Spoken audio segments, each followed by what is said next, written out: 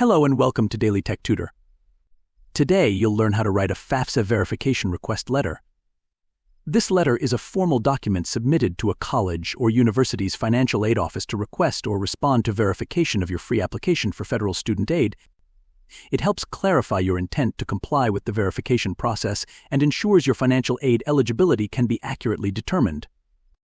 You'll begin your FAFSA Verification Request Letter by including your full name, address, contact information and the date at the top. Then address the letter to the Office of Financial Aid at your college or university, including their full address. Add a clear subject line FAFSA Verification Request and begin your letter with a formal greeting, "Dear Financial Aid Officer." After that, write, "I am writing to formally request verification of my free application for federal student aid for the academic year.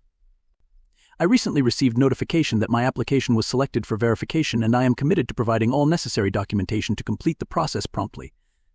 Please let me know if there are any specific forms or steps required beyond what has been outlined in the initial request. I appreciate your assistance and am eager to ensure that my financial aid eligibility is determined without delay. If you need any additional information or clarification, feel free to contact me via phone or email.